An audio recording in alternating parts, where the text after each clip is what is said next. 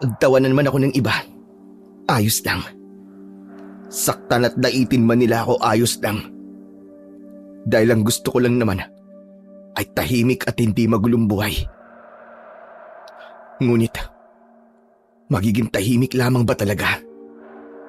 Magandang araw po sa inyo, Sir Blair. At ganoon na rin po sa inyong mga giliw na tagapakinig. Itago niyo na lamang po ako sa pangalang Khalid. At araw-araw po akong naghihintay ng mga bago niyong upload sa inyong mga YouTube channel na The Voice Addict at mga kwento ni Apong Isaac. Ang kwento pong ibabahagi ko ay nangyari taong 1982. Hindi ko po inaasahan ang lahat ng mga nangyari sa akin noon. Dahil ang buhay na gusto ko ay tahimik lang at payapa, ngunit nabalot ng kababalagan. Mula nang naipamana sa akin ang isang medalyon at isang kalaykay ng isang malakas na antingero na nagresulta para ako'y maging isang antingero rin. Simpleng tao lamang po ako at nabubuhay sa pagpupulot ng basura o di kaya naman ay nangangalakal para may ipangtawid gutom. Isa ako sa mga masisipag na basurero sa aming baryo sa Leyte. Hindi ko na lamang po papangalanan ang mismong baryo para na rin po sa respeto sa mga tao dito. Muli, ako po si Khalid. At ito ang aking kwento. Aba Khalid, parang malaki-laki na yata ang kitaan natin ngayon ah. Baka pwede mo naman kaming hatian dyan. Naku Piolo, pasensya ka na. Magkano pa lang naman tong kita ko eh. Kulang pa nga to para bukas sa almusal. Ang damot mo naman. Eh kung maliit lang kita mo ngayon, eh di kalahati niyan amin na lang. 100 na lang to Piolo. Baka pwede namang pas na muna ako ngayong araw. Wala kasi akong ganong nahanap na kalakal eh. Pero pangako bukas, kapag nakarami ako, hahatian ko kayo. Khalid. Alam mo naman yung mga ayaw ko, di ba? Mga kasama, kapkapan siya. Tulad ng sinabi ni Piolo, sabay-sabay akong kinapkapan ng mga kasama niya. Ayokong magsalita, lalo nang ayokong lumaban dahil alam ko sa sarili ko noon na kahit gaano pa ako katapang ay wala akong panama sa grupo ni Piolo. Aha! Kakaunti lang ha? Eh ano to? Hindi ako makapagsalita ng oras na yon dahil sa takot, dahil alam ko na rin ang magiging kasunod ng bagay na yon, lalo na't pinagtaguan ko ng pera si Piolo. Hoy, sumagot ka Khalid! Ano to? Pasensya na Piolo ha. Bala ko kasing magpahinga muna bukas sa pangangalakal, kaya nagtabi ako ng pera para bukas. Eh alam mo naman di ba na ayokong pinagtataguan ako? Pasensya ka na talaga Piolo. Kung gusto mo, kunin mo na yan 200 at kahit 100 na lang sa akin. Sa ginawa mo to, kukunin ko na lahat to. Maawa ka naman sa akin oh. Pinagpaguran ko yan eh. Manigas ka! Nek-nek mo! Ang laki-laki ng katawan mo kaysa sa katawan ko. Pero bakit kailangan mo pang manguha ng perang hindi naman sa'yo? Lumaban ka naman ng patas sa buhay. Ano sabi mo? Nang mga oras na yon, doon ko palang napagtanto na nakapagsalita pala ako ng mga bagay na hindi dapat. Kaya naman, nanginig ang tuhod ko sa takot na baka saktan ako ni Piolo. Ang sabi ko, anong sabi mo? Ulitin mo! Wala Piolo. Wala akong sinabi. Lolokohin mo na naman ako? Hindi, pangako. Wala talaga akong sinabi. Huwag mo akong pinagloloko ah. Dinig na dinig ko sinabi mo. Nagulat na lamang ako nang dahil ng mga oras na yon ay bigla na lang akong kinuwelyuhan ni Piolo. Lumingali nga ako para humingi sana ng tulong sa mga taong nakapaligid sa amin. Ngunit nakatingin lamang sila sa akin habang tumatawa. Hoy! Gusto mo na ba lumaban ha? Hindi Piolo, hindi ako lalaban. Hindi naman pala eh. Ito ang tatandaan mo, Khalid. Magtatrabaho ko kung gusto ko. Pero kung ayoko, wala kang magagawa. Naiintindihan mo ba? Oo, naiintindihan ko. Yan! Magpakabait ka. Ganyan maging aso masunurin. Matapos sabihin yun ni Piolo, akma na sana siyang aalis. Ngunit dumating ang kaibigan kong si Celestine at biglang hinablot ang pera sa kamay ni Piolo. Siraulo tong babaeng to ah. Naghanap ka ba ng sakit sa katawan ha? Piolo, alam mo ikaw, matagal na ako nagtitimpi sa'yo eh. Hindi ka ba nahihiya? Halos si Khalid na ang bumubuhay sa'yo. Mahiya ka naman sa balat mo. Celestine, huwag ka nang mag-ilam. Hindi natin sila kaya. Isa ka pa, Khalid. Kung tutusin, kaya mo sila eh. Masyado ka mabait. Masyado ka nagpapaalipin sa mga gahamang yan. Ginagawa mo mahina ang sarili mo eh. Hoy, Celestine. Kung makapagsalita ka parang mabitaw ka. Gusto mo bang pag-umpugin ko ulo niyong dalawa? Hoy, lalaking walang leeg. Baka gusto mo bawasan ko yung taba mo sa katawan. Huwag mo akong tinatakot ha. Tama na yan. Ibigay mo na lang yung pera para hindi na umaba pa yung gulo. Sige na.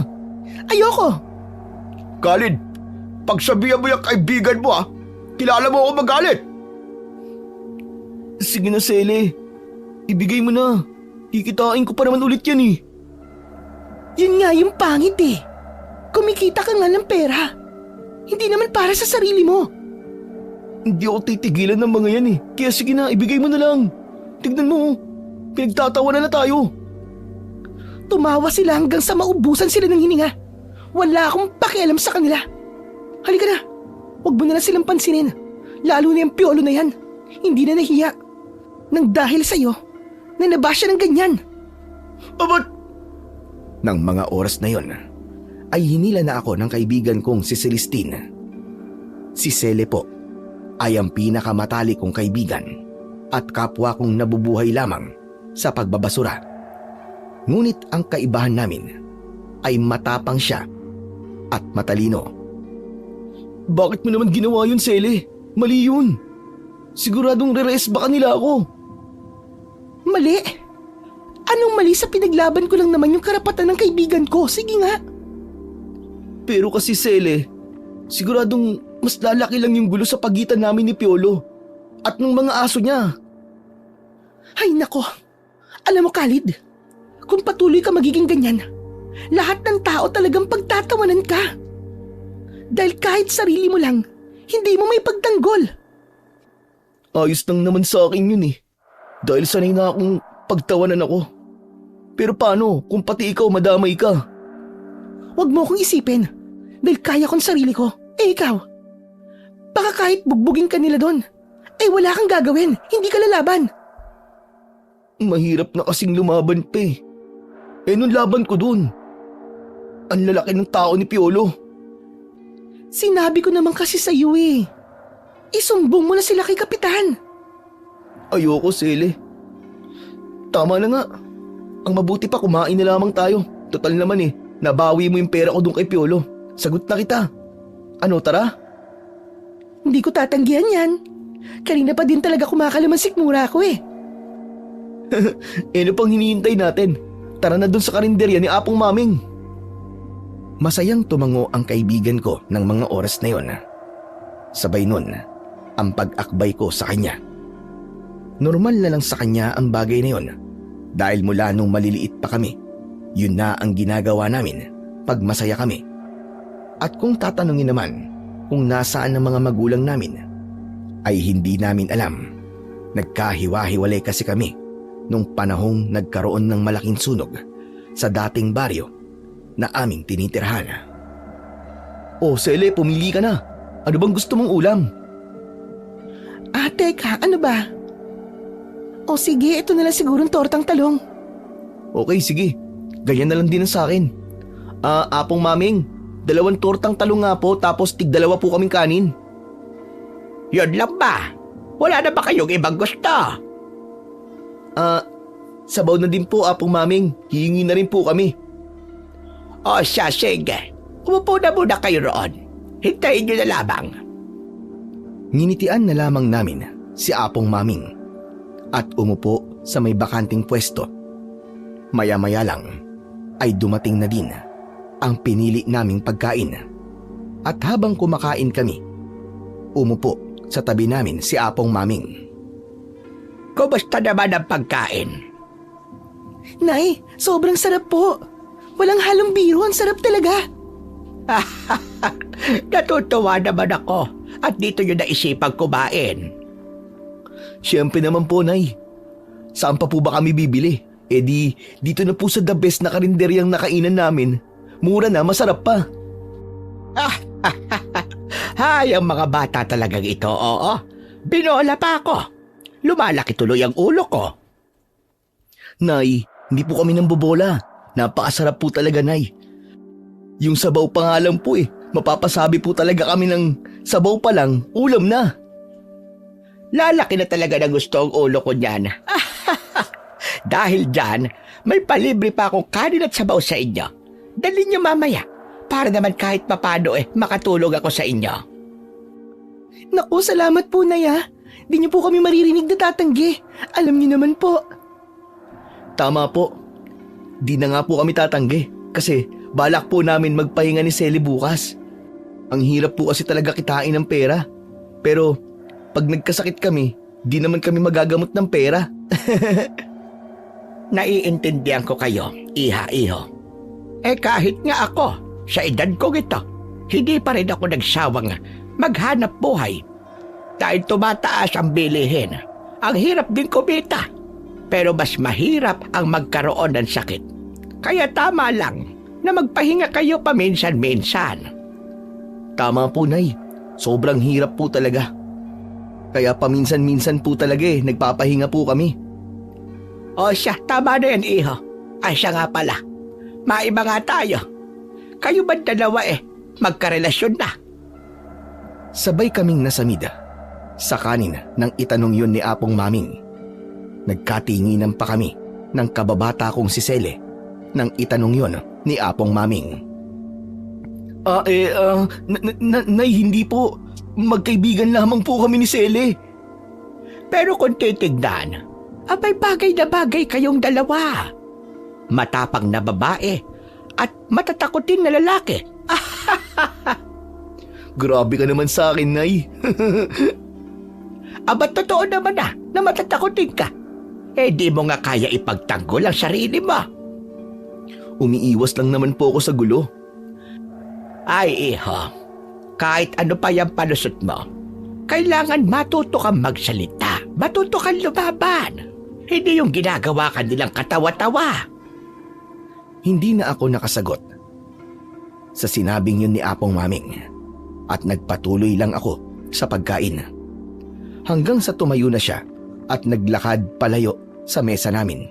Pumasok na ulit siya sa kusina para magluto. Hindi niyo po na itatanong. Isa po si Apong Maming sa pinakamagaling na kusinera sa aming baryo. At hindi pa man kami nakakatapos sa pagkain, dumating naman ang grupo ni Piolo.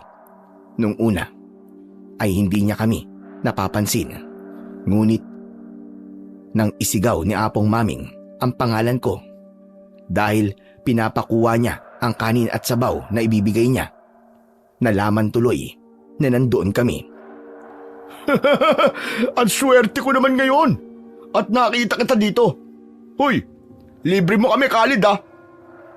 Piolo, ano kasi, magkano na lang ang tira sa pera ko Napambili ko na kasi ng pagkain namin ni Celestine. Ang sabihin mo, madamot ka lang. Makapagsabi ka ng madamot. Bakit, Piolo? May pinatago ka bang pera kay Khalid? Para kapag nanghingi ka, ay meron siya kagad ba ibibigay sa'yo? Hoy, babaeng dalahira. Pwede ba manahimik ka? Kasi kanina pa akong pikon na pikon sa'yo, ha? Paano kung ayoko? Aba, talagang inaasar mo ako, ha? Nagulat na lang ako Nang biglang kinuwelyuhan ni Piolo ang kaibigan kong si Sele, buti na lang at agad na pumagitna si Apong Maming. Sandali, ano ba yan? Wala ka na talagang nire-respeto, Piolo. Kahit saan na lang, gulo ang dala mo. Apong Maming, wala po kayong alam dito ha. Kaya wag po kayo nangingialam. Baka madamay pa kayo sa init ng ulo ko. Aba, ikaw na nga itong nanggugulo. Ikaw pa itong batapang. Kung gusto mo ng gulo, huwag ka dito sa karinderya ko. Umalis kayo dito. At baka hindi ako makapagtimpe. At ipadampot ko pa kayo sa mga tanod. Tara na nga mga kasama. May araw ka din sa akin, matanda ka. Lalo na ikaw, Khalid. Kasama na yung kaibigan mong pinagli sa inahing manok. Hindi ako natatakot sa'yo. Tama na yan, Sele. Nang mga oras na yon, parang gusto ko na lang mawala na parang bula dahil sa mga tingin sa akin ng mga tao. Alam ko kasi ang iniisip nila na kailangan ko pa ng babae para ipagtanggol ako. Nay, salamat po kanina. At pati na rin po dito, uuwi na po kami. Sa susunod po ulit ha. Walang anuman, iho. Basta pag-isipan mo ang sinabi ko. Minsan kahit sobra pa ang kabaitan mo, kailangan matuto ka rin lumaban.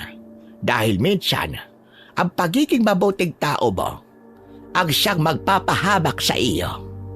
Opo, Nay. Salamat po. Mauna na po kami. Nginitian lamang kami ni Apong Maming habang kami naman ni Sele ay sabay nang naglakad paalis. Sele, ba't parang di ka yata nagsasalita? Wala. Iniisip ko lang yung mga sinabi ni Apong Maming kanina. Parang may malalim na kahulugan eh. Anong ibig mong sabihin? Ang ibig ko lang sabihin, kailan ka kaya matatauhan? At sa mga piling tao ka lang magiging mabuti.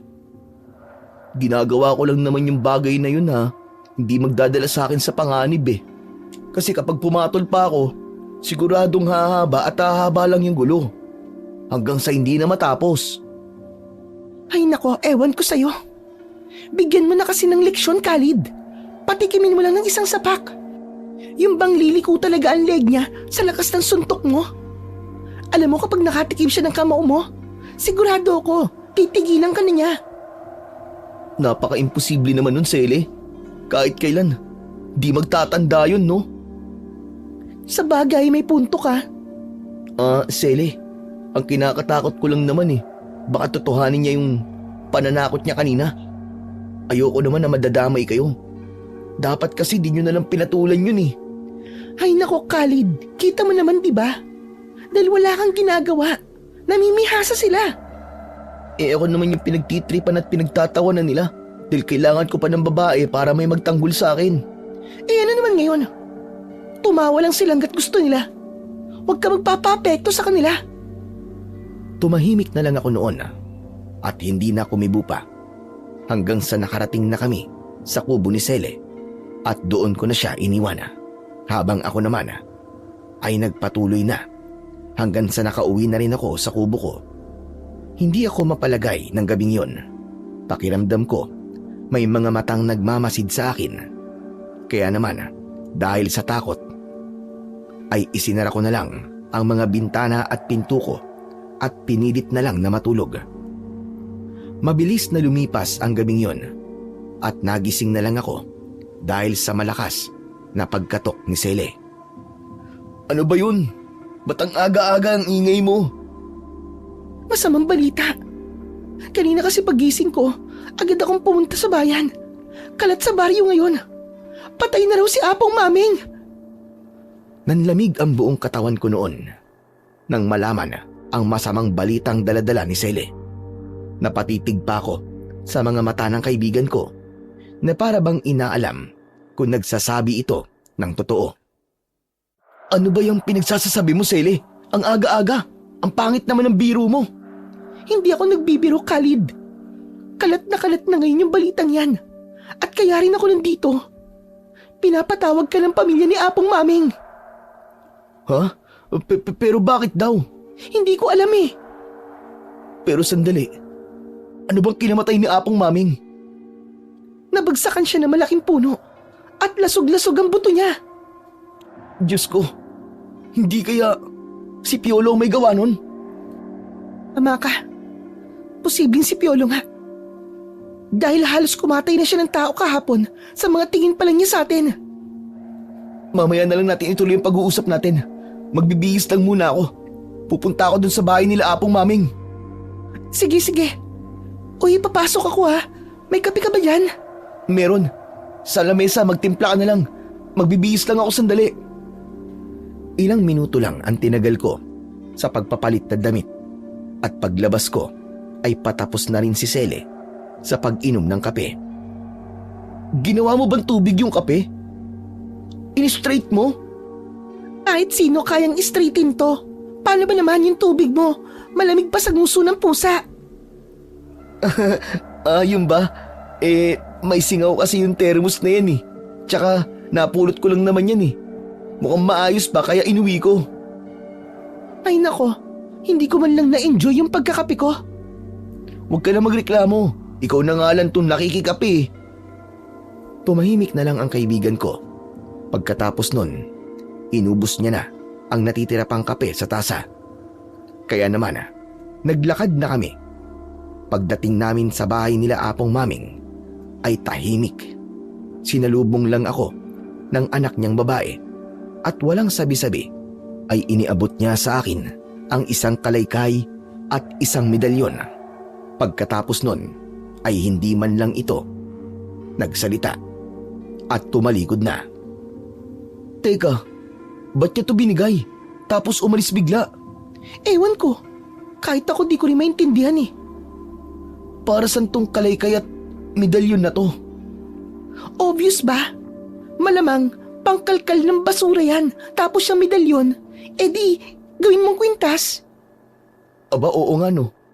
Pero teka, hindi man lang tayo pinapasok. Bakit parang walang burol? Ang pagkakarinig ko kasi, dadalhin daw ang katawan ni Apong Maming sa syudad kung saan nakatira yung panganay niyang anak. Ganun ba? Gusto ko pa naman sanang makipaglamay. Napakabait sa atin ni Apong Maming. Wala tayong magagawa, Khalid.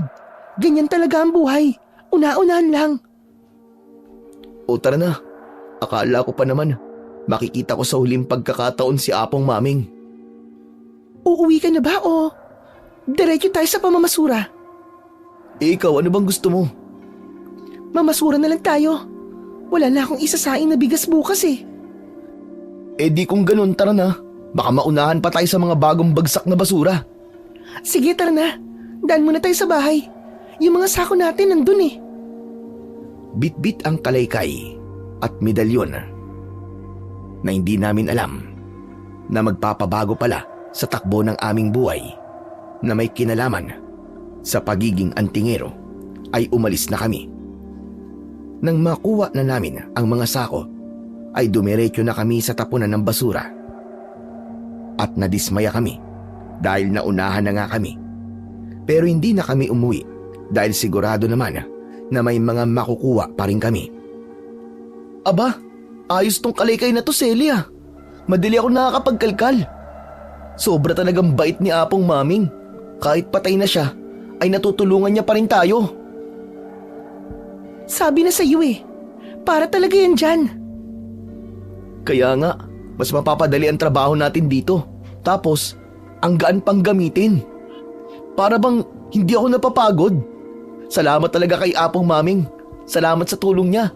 Apong Maming, kung nasan man po kayo, salamat po. Ikaw talaga. Pahawak nga ako ng kalaykay. Mukhang mabigat eh. Pabuhat nga ako. Inabot ko sa kaibigan ko ang kalaykay na hawak ko. Nagulat kami pareho. Dahil pagkahawak pa lang niya, ay sumubsob kagad siya sa lupa. Napatingin sa akin ang kaibigan ko na may nanlilisik na mga mata. Ikaw talaga. Akala ko ba magaan? Magaan naman talaga. Kapag ako humahawak niyan, parang wala pang 1 kilo yan eh. Huwag mo nga akong pinagtitripan, Khalid ah. Hindi naman kita pinagtitripan eh. Tignan mo oh. Kaya naman dinampot ko ulit ang kalaykay na ibinigay sa akin ni Apong Maming. at paulit-ulit na itinaas baba sa harap ng kaibigan kong si Sele. Hala, bakit ganun? Napaka-imposible naman. Baka mahina ka lang talaga. Mahina? Sinuntok nga kita nun sa mukha natulog ka Tapos sasabihin mo na mahina ako? Hay nako, patawa. Ayan na naman po siya. Tama na yan. Baka mamaya magtampo ka na naman. Wala akong pambili ng ice cream para ipanuyo sa'yo. Okay, sige na. Doon muna ako sa bandaron. Ikaw diyan ka muna ha. Para naman makarami tayo. O sige, basta mag-iingat ka lang. Sila mag-ingat sa akin. Ikaw talaga. Nang makaalis na ang kaibigan ko, ay nagpatuloy lang ako sa pangangalakal ng basura hanggang sa isang grupo ng mga kalalakihan ang dumating at halata sa kanila na bigatin silang tao. Ang isa sa kanila ay humihitit ng tabako, ngunit ang ipinagtataka ko ay kung bakit kasama nila si Piolo. Hindi ko sila pinansin at nagpatuloy lang ako sa pamumulot ng basura, ngunit sila na mismo ang lumapit. At habang nakayuko ako, nagulat na lang ako nang biglang idinikdik sa balikat ko ang may baga pang tabako. Aray! Ang sakit! Tinawanan lang nila ako at bago pa sila tuluyang umalis, ibinato pa sa mukha ko ang tabakong wala ng baga. Ano bang problema ng mga yun? Ano nangyari? Ba't bigla ka na lamang sumigaw? Yung mga kasama kasi ni Piolo Bigla na lang akong pinagtripan. Pinasuba naman ako ng tabako. Ano? Hindi na talaga makatao mga hayop na yon. Oh, tama na. Hayaan mo na, Sele. Ayan ka na naman Kaya ka nila ginagawang punching bag Kasi hindi ka marunong lumaban. Para sampa. Kung lalabanan ko sila, para ko namang binaril ng water gun yung araw. Ay nako, ewan ko sa'yo. Bahala ka. Katawan mo naman yung nabubugbog at hindi naman yung sakin. Dahil sa inis, ay bigla na lang umalis ang kaibigan ko, habang ako ay naiwang napapakamot na lamang sa ulo. Bakit ba kasi napakalampa ko? Bakit kasi hindi ko kayang ipagtanggol ang sarili ko? Ay nako, nakakainis talaga.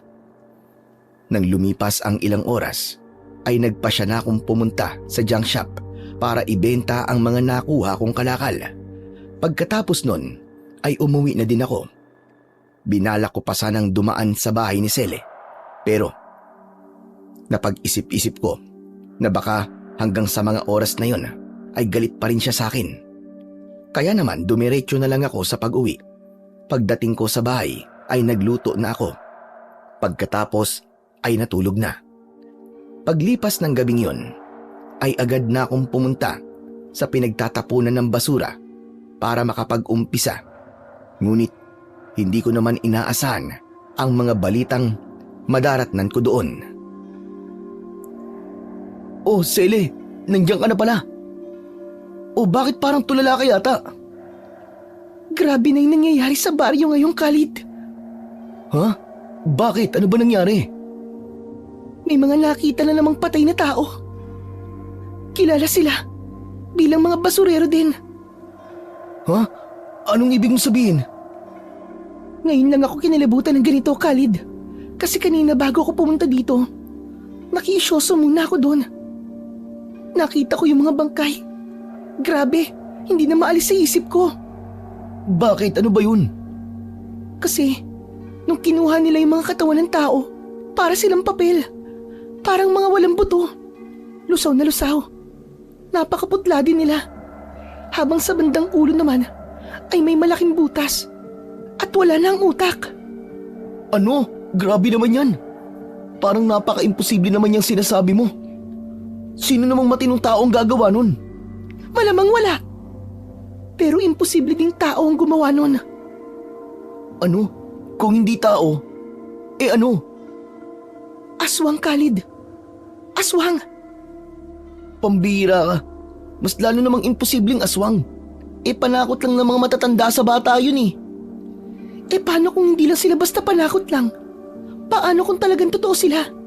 At paano kung tama ang hinala ko? aswang nga ang pumatay sa mga taong yun. Magiging ligtas pa kaya tayo? Natahimik ako sa mga tanong na yun ni Sele. Dahil kahit ako ay tinatayuan na rin ng balahibo sa katawan. Tama na nga yan. Mabuti pa magtrabaho na lang tayo. Huwag mo nang isipin yon. Hindi na sumagot ang kaibigan ko. At nagpulot na din siya ng mga basura na pwede pang ibenta. Habang ako naman ay napatingin sa iisang direksyon. At nakita ko doon na nakatingin sa akin si Piolo. Kakaiba ang ngiti niya dahil parang nakabaligtad ang mga labi niya. Sele. Sele, ka. Sele. Magpahinga na muna tayo. Ha? Ba't ang aga naman? Ang konti pa lang na nakukuha ko eh. Hayaan mo na. Sagot ko na yung pagkain mo, basta tara na. Sumunod na lang ang kaibigan ko at pumunta kami sa isang tindahan at doon sumilong. Ibinili ko na rin nang maiinom ang kaibigan ko habang patuloy ko pa rin iniisip ang postura ni Piolo. Sele, may kakaiba kay Piolo. Ha? Ano namang kakaiba sa kanya? Nagmukha na bang anghel? Yung dating mukhang dyablo? Hindi yun. Parang may bago sa kanya ngayon. Kanina kaya ako nagpa siyang magpahinga. Nakita ko siya kanina eh. Nakatingin sa akin, nakangiti. Oh, nakangiti naman pala eh. Pero yung ngiti niya sobrang nakakatakot, promise. Kasi parang nakabaligtad yung labi niya. Tapos, yung ilalim ng mata niya sobrang itim. Parang adik. Baka tama ka. Baka talaga namang nag-a-addict na si Piolo. Hindi naman siya ganun eh. Iba talaga ang pakiramdam ko nung nakita ko siya.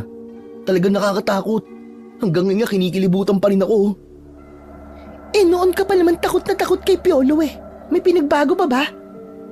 Hindi mo naman kasi ako naiintindihan eh. Sige na nga, didiretsain na nga kita. Habang tinitignan niya ako kanina, pakiramdam ko, binabalatan niya ako ng buhay eh. Ano ka ba? Huwag kang matakot sa kanya. Yun lang yun.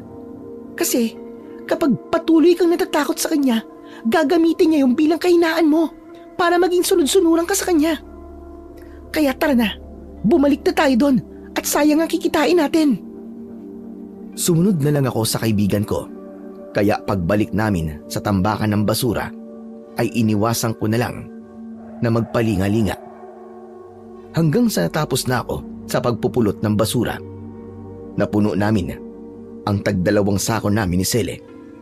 Kaya pagkatapos kong itali ang mga sako ay inupuan ko ito. Maya-maya lang ay tinabihan ako ng kaibigan ko. Ang tahimik mo yata, boy ah. Ano kasi, kinikilabutan pa rin ako sa mga ngitian ni Piolo kanina. Pakiramdam ko tuloy. Winawasak niya ang pagkatao ko eh. Ang OA mo naman, Khalid. At saka bakit ba sobrang takot na takot ka doon? Hindi naman sa takot na takot ako. May bagay kasi sa loob ko na dapat hindi ginagalit yung mga taong tulad niya. Alam mo yun? Naiisip mo lang yan kasi hindi kanya tinatrato ng tama noon. Oo nga no, siguro ganun nga. Pero iba ngayon eh. May kakaiba kasi talaga sa kanya. Basta hindi ko mapaliwanag. Ay nako, hayaan mo na nga lang. Tapos eto pa. May kakaiba din dito eh. Alam mo kasi Sele, mula nang mahawakan ko, ang kalaykay na yan na galing kay Apong Maming, pakiramdam ko, alam ko ang lahat ng mga bagay na hindi makakabuti sa paligid ko. Ano bang ibig mong sabihin, Khalid ah? May superpower? Yung kalaykay na yan? Ganun ba? Ewan ko pero, ganun ba yun? Eh ano pa ba? Basta parang ganun na nga. Ay naku, ano ba yan? Lahat na lang ng imposible na pag-uusapan natin ah. Yung aswang na nabanggit ko kanina. Hindi malayong meron na nga tayo dito sa baryo. At about naman sa kalaykay na yan, hindi natin alam. Baka may nagmamay-ari niyan noon na isang pambihirang tao. Hindi lang natin alam kay Apong Maming. Tulad ng ano? Mga albularyo, manunugis, o di kaya mga antingero. Pambihira. Saan mo naman natutunan ng mga yan? Tsaka, Saan mo ba nakukuha yan? Baka nabasa mo lang sa comics yan eh. Hay nako, ewan ko sa'yo kung ayaw mo maniwala, di wag. Pero wag mo akong pagtawanan ha. Hindi ko sa comics nabasa yan. Sa libro ko nabasa lahat, na napulot ko din sa basurahan. At yung mga taong may kakayahan tulad ng mga nabanggit ko, ay makapangyarihan, baka kala mo. Alin sa mga yun? Yung kayang pumuksa ng aswang? Ang pagkakaalam ko lahat sila. Pero yung albularyo, may alam lang sila sa pagpapahina. Pero mas magaling pa rin yung manunugis at antingero sa pagpatay ng mga aswang. Grabe, parang astig naman pakinggan yung kwento mo. Astig talaga. Pero alam mo ba, na may mga tao din na kayang pumatay ng aswang o tumalo sa 10 batalyon na aswang? Ha? Talaga? Paano?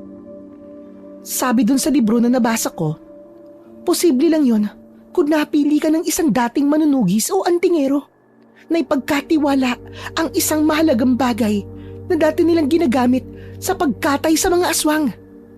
Ha? Ganun ba yun? Oo, Khalid, maniwala ka. O sige, magkwento ka pa. Nag-e-enjoy ako sa'yo eh. Gusto ko pang magkwento, kaso hindi ko pa tapos basahin eh.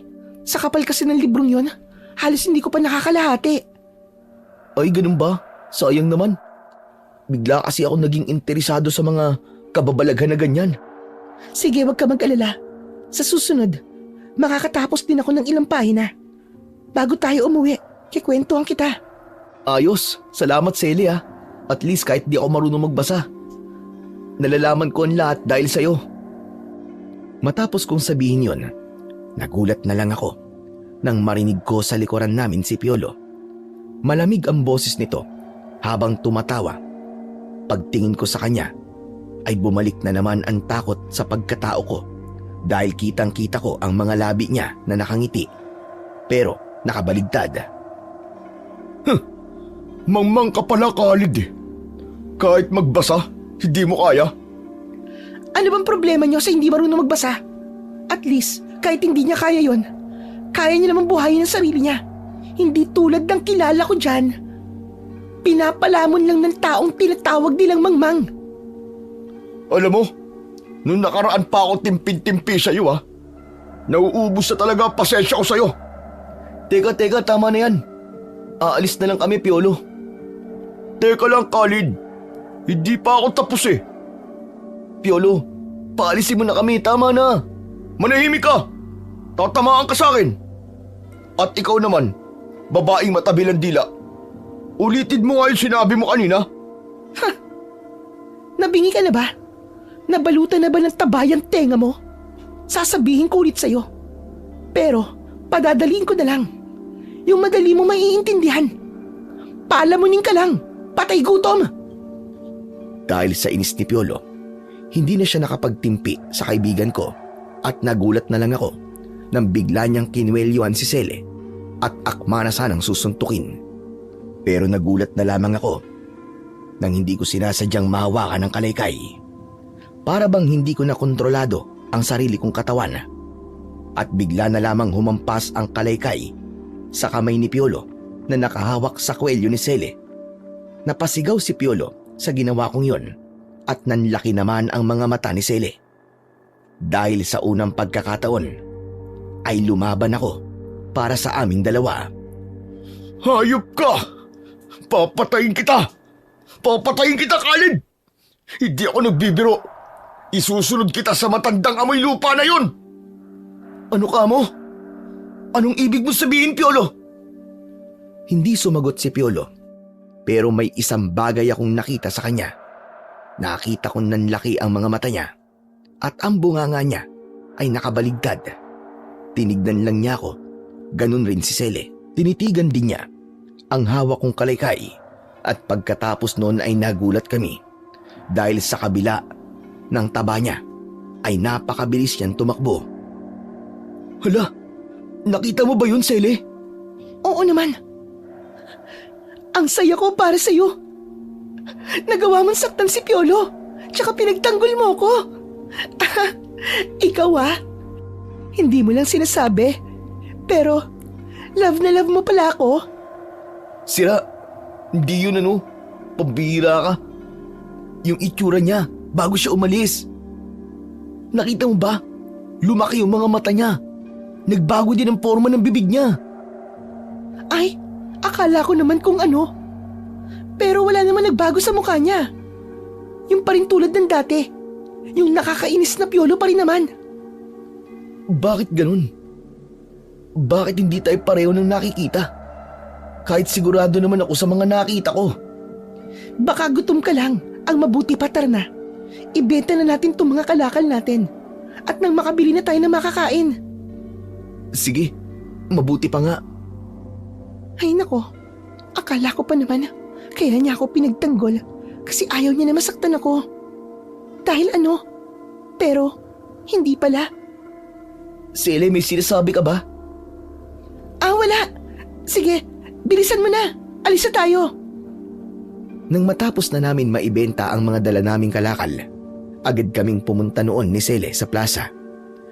Kahit napakadusing namin at napakabaho, ay wala kaming pakialam sa sasabihin ng iba. Pagdating namin doon, ay kanya-kanya kami ng pili ng mga bilihin. Kahit nakikita ko sa mga taong nadadaanan namin kung paano kami tawanan. O ano, Sele, nabusog ka ba? Hindi lang busog, kundi busog na busog. Uy, thank you ha. Kahit may pera pa naman ako, sinagot mo pa rin pati pagkain ko. Ikaw pa ba? Malakas ka sa akin eh.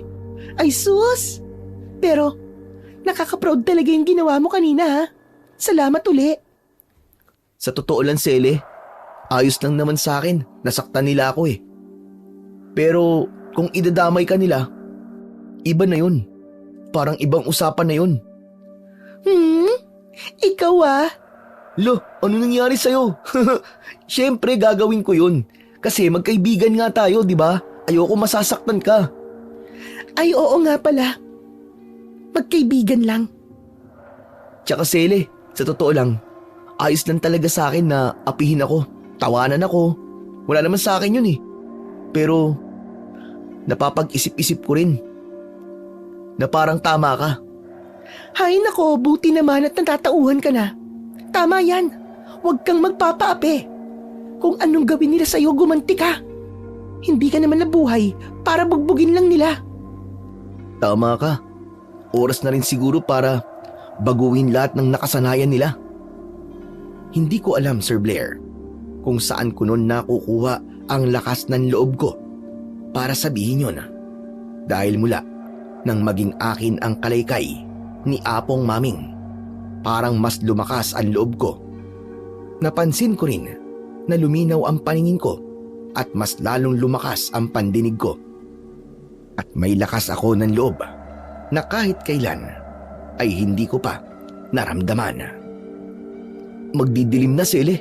Tara na, umuwi na tayo. Oo, mabuti pa nga. Maya-maya lang yan eh, malamig na. At sabay na nga kaming naglakad noon pauwi. At habang naglalakad kami, unti-unti na ngang nilalamon ng dilim ang araw. Kaya naman, mas binilisan pa namin ang paglalakad. Parang napakakaiba ng kakahuyan ngayon ano? Kinikilabutan ako, Khalid. Bakit? Ano bang meron? Parang may mga mata kasing nakamasid sa atin eh.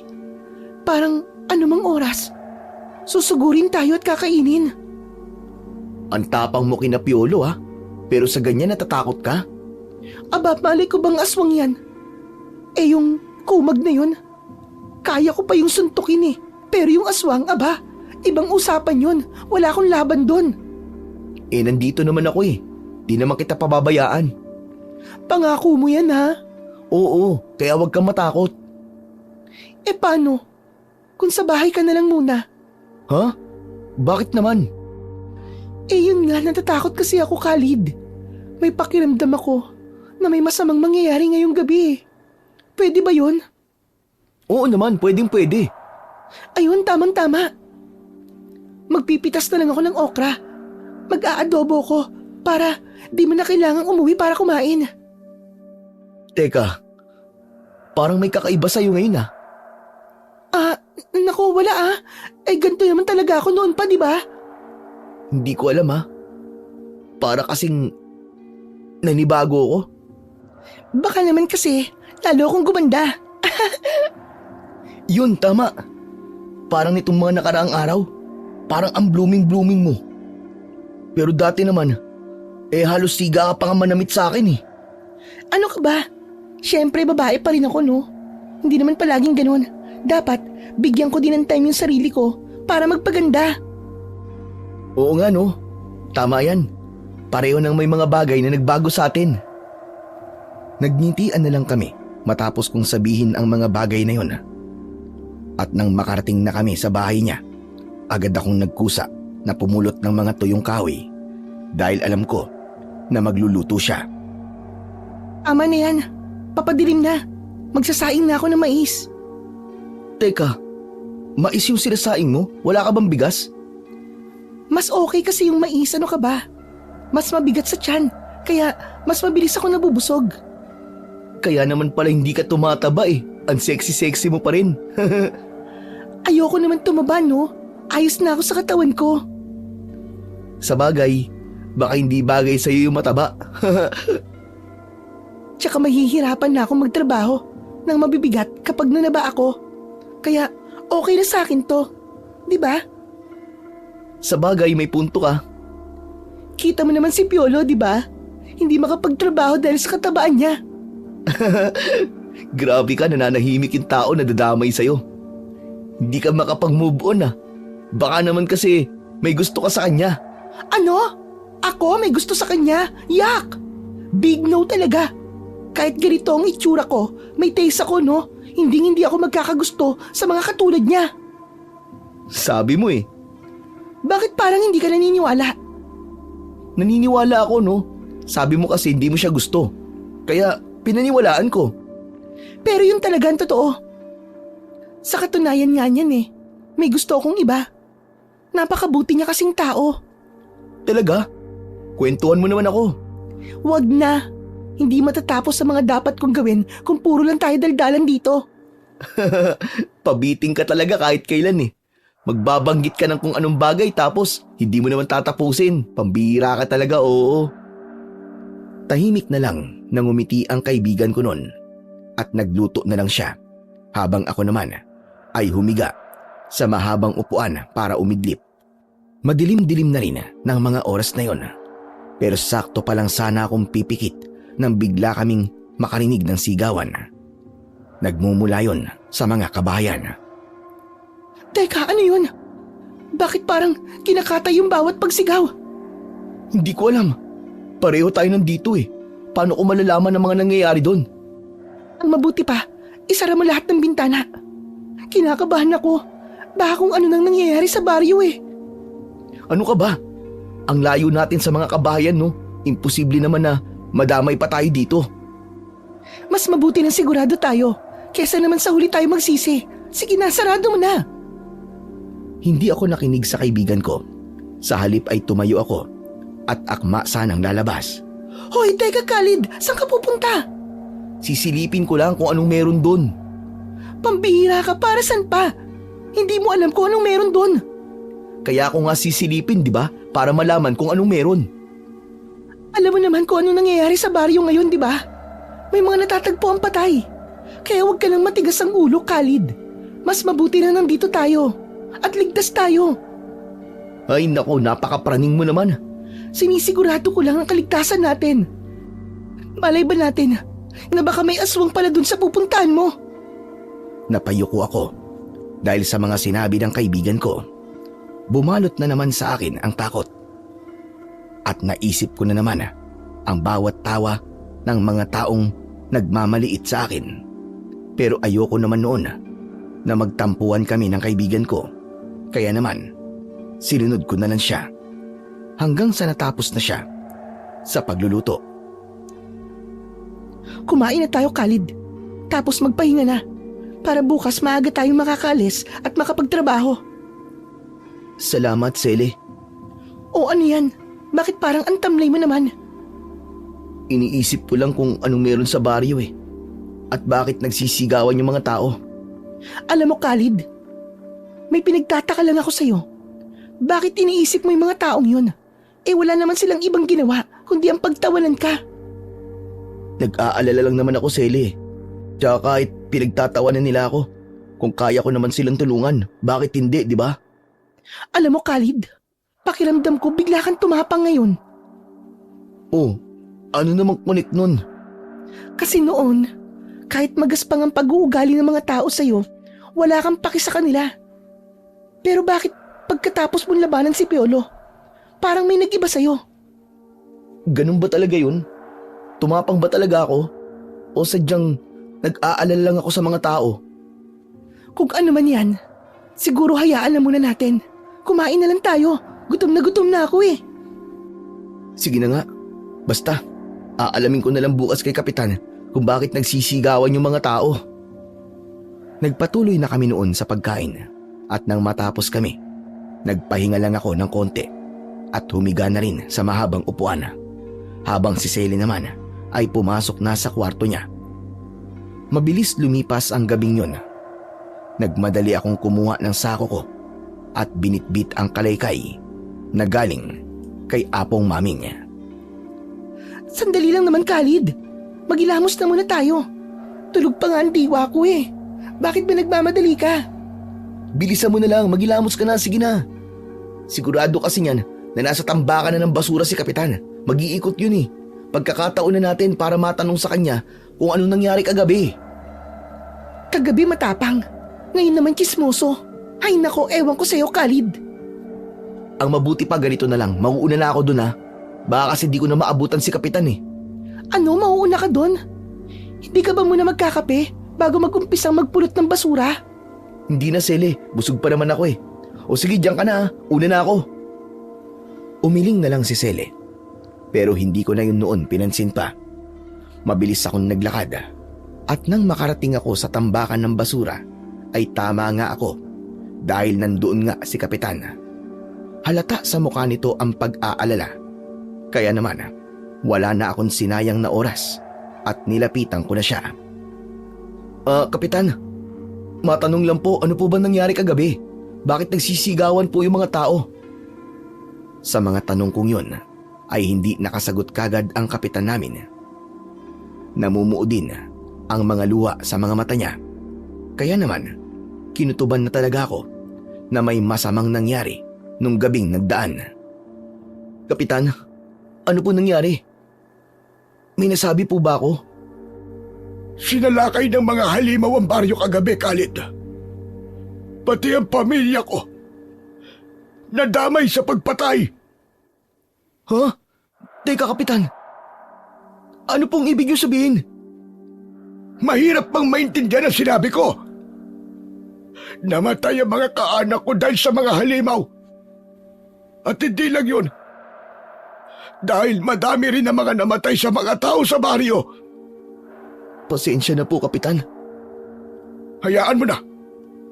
Hindi naman natin na may babalik. Pero kailangan natin maganda. Dahil alam kong hindi yun ang huling beses na pagsalakay nila. Kapitan, gusto ko pong tumulong. Pagkasabi ko ng bagay na yun, tumahimik ang lahat. Ganon din si Kapitan.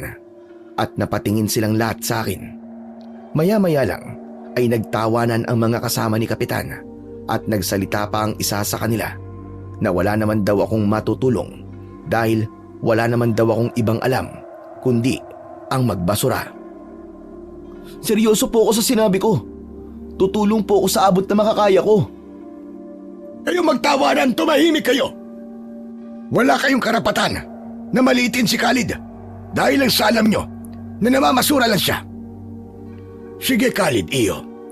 Tatanggapin ko ang pagkukusa mo sa pagtulong. Salamat po, Kapitan. Asahan niyo pong gagawin ko po ang lahat para makatulong po sa inyo. Hindi ko po kayo bibiguin. Aasahan ko rin yan, Khalid. O siya, sige na. Mauna na kami.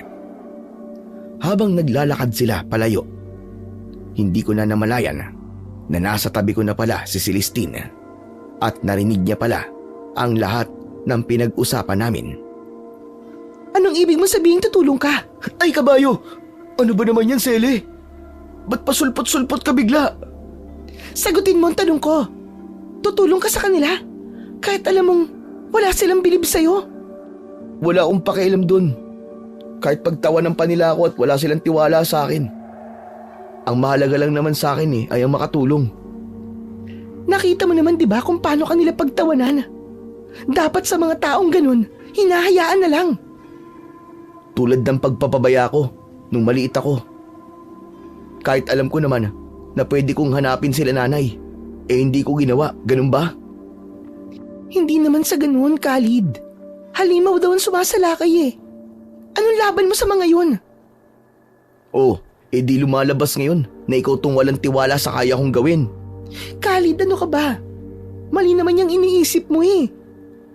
Paano kung mapahamak ka? Hindi mo alam kung anong kayang gawin ng mga halimaw na yon. Sele, ayokong may mga pamilyang matutulad pa sa akin.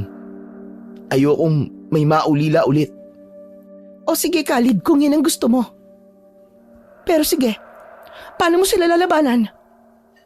Hindi sa lahat ng oras kailangan ko matakot. Alam kong may paraan para matalo sila. Kaya kung kaya ko, gagawin ko. At sa pagkakataong to, hindi ko hahayaang balutin pa ulit ako ng takot. Pero paano nga kung mapahamak ka, Khalid? Paano ako? Ikaw na lang ang pamilyang meron ako. Hindi ako mapapahamak, Celestine. Gagabayan ako ng Diyos, maniwala ka. At alam kong hindi niya ako pababayaan. Tulad nun, nahimala akong nakaligtas sa sunog. Kaya ko to. Kung hindi man, kakayanin ko pa rin para sa mga tao sa baryo. Hindi ko na alam, Khalid, kung ano ba dapat kong gawin sa'yo. Ang tigas ng ulo mo. Ano ba dapat ang gagawin mo sa akin? Wala naman, di ba? Noon gusto mo akong maging matapang at labanan ng takot ko. Eto na yun, Sele. Eto na yun. Pero hindi naman sa ganitong paraan, Khalid. Sobrang mapanganib ng gagawin mo eh. Malay mo bang aswang pala ang mga kalaban nyo? Pues lalabanan ko pa rin sila. Dahil wala silang karapatan para pumatay ng mga inosenteng tao. Tama na nga tong pag-uusap na to, Sele. Maghanap na tayo ng mga kalakal. Hindi na kumibo ang kaibigan ko. At tahimik niya na lang na ginawa ang mga dapat niyang gawin. Habang ako naman ay hindi mapalagay noon. Dahil kahit sinabi ko na matapang na ako, may bagay sa loob ko na takot ako. At dahil sa mga sinabi ko sa kaibigan ko, ay hindi na niya ako kinausap hanggang sa umabot ang tanghali. Tahimik pa rin siya. Sinubukan ko naman na kausapin siya, pero hindi niya ako pinapansin. Kaya naman, hindi ko na siya pinilit na abalahin pa at nagpasya na akong ibenta na kagad ang mga kalakal na nakuha ko at dumiretso na ako sa plaza para doon bumili ng lutong ulam. Pagdating ko doon ay napakaraming tao. Ang iba ay naririnig ko pang nag-iiyakan. Kaya naman lumapit ako at nakita ko doon ang mga katawan ng mga taong naging biktima ng mga aswang, nakahilera at kinukuha ng mga pamilyang namatayan. At isa na nga doon ang pamilya ni Kapitan. Napakadami pala nilang naging biktima. Grabe sila. Napakademonyo nila. Bakit nila to ginawa? Wala ba silang nararamdaman kahit konting awa? Mga wala ba silang kaluluwa? Ilang sandali lang, narinig ko na rin ang paghagulgol sa iyak ni Kapitan. Nanginginig akong lumapit at bakas sa mukha ko ang awa. Nag-umpisa na ring mamuo ang luha sa mga mata ko at alam kong kahit hindi naging maganda ang pag-uugali nila sa akin, hindi makatarungan ang nangyari sa kanila. Kapitan, nakikiramay po ako. Nang marinig ako noon ni Kapitan, ay lumingon siya sa akin. Tumayo siya mula sa pagkakaluhod niya at hinawakan ako sa balikat. Khalid, ikaw pala yan. Pasensya ka na kung isa sa mga nasasakupan ko nakikita akong nagkakaganito. Hindi ko lang talaga matanggap ang mga nangyari. Hindi ko kasi akalain sa isang iglap lang ay magiging mag-isa na lamang ako sa buhay. Naiintindihan ko po kayo, Kapitan. Alam ko po ang pakiramdam ng maulila. Pero kailangan niyo pong lakasan ang loob niyo. Dahil sarili niyo na lang po ang kasama niyo ngayon. Alam mo, Khalid, hindi ko akalaing napakabuti mo pala talaga. Kahit na alam mong naging masama kami sa'yo, pinagtatawanan at inaalipusta ka namin. Pero nandito ka pa rin para makiramay. Alam ko po kasi yung pakiramdam ng mawalan ng pamilya, Kapitan. Masakit pero kailangan pong tanggapin. Kaya dapat po kayo, Kapitan, lakasan niyo din po ang loob niyo. Kailangan magbayad ng mga halimaw na yun. Alam ko, Iyo.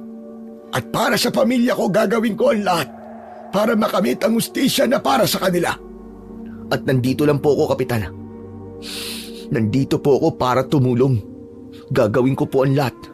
Mapuksa lamang po ang mga anay na sumira ng masasayang pamilya. Salamat, Iyo. Maraming salamat. Nabigla na lang ako noon nang bigla akong yakapin ni Kapitan. Hindi ko inaasahan ang bagay na yon. Kaya naman, bukal din sa loob ko na yakapin siya at ipadama sa kanya na may tao pa rin na nandyan para sa kanya. Naging magaling na ama po kayo ng buong baryo, Kapitan. At naging mabuti po kayo sa lahat ng nasasakupan nyo. At ganun na rin po sa pamilya nyo. Oras na po para kami namang mga kababaryo nyo ang tumulong para sa ustisya ng mga namatayan. Hindi na nakapagsalita pa si Kapitan at tahimik na lang siyang umiyak. At kahit pagod na ako sa pangangalakal, ay tumulong pa rin ako sa pagbubuhat ng mga katawan. Pagkatapos nun, ay nagkaroon ng pagpupulong. Mga mahal kong mga kababaryo, alam kong nagluluksa pa rin kayo. Alam kong masakit sa inyo ang lahat ng nangyari. At nararamdaman ko yun ngayon. Ramdam na ramdam. Gusto ko sanang sabihin sa inyo na kailangan nating magtulungan para na rin sa kaligtasan natin o ng mga batang hindi nadamay sa pagsalakay ng mga halimaw kagabi. Gusto kong lahat ng mga kababaihan at mga bata ay mailikas sa ligtas na lugar. Ang mga lalaki naman, nasa sa inyo na kung gusto nyo lumaban. Wala itong pilitan. Walang nagsalita sa mga sinabi niyo ni Kapitana dahil ramdam ko ang takot sa mga tao. Kaya naman nagsalita ako para irespeto ang sinabi ni Kapitana. Asahan niyo pong tutulong po ako, Kapitan. Nang marinig ako noon ng mga tao, ay nagtinginan sila. Pero hindi ako nabigo dahil nagsunod-sunod na rin ang mga taong gustong lumaban. Dahil doon, nakita kong lumakas ang loob ni Kapitana sa pamamagitan ng pagngiti nito. Hindi naman nagtagal, isa sa mga kababaryo namin ang nagtanong kung ano raw klaseng hayop o halimaw ang sumalakay kagabi. Ayon sa pag-iimbestiga namin at ng mga nakakita, hindi sila basta-basta lang mga halimaw. Dahil mga aswang sila. Isang bihirang aswang na hindi gaanong kilala ng mga tao. Dahil gamit lang ang mapagkunwari nilang boses, ay kaya na nilang makapambiktima ng walang nagagawang ingay. Sa madaling salita, gumagaya sila ng mga boses para lapitan sila ng pagkain nila. Dahil sa mga sinabi ni Kapitana, ay nagulat ang mga tao. Natakot at nagbulungan. At kahit ako, hindi rin makapaniwala. Dahil tama nga ang hinala ni Celestine. Kaya nang matapos ang pagpupulong, agad na rin akong sumibat para pumunta sa bahay ni Cele. Sele, pakiusap naman o kausapin mo na ako. May kailangan ka kasing malaman eh. Sele, sige na naman. Ayaw mo nga makinig sa akin, di ba? Kaya anong dahilan para makinig ako sa'yo?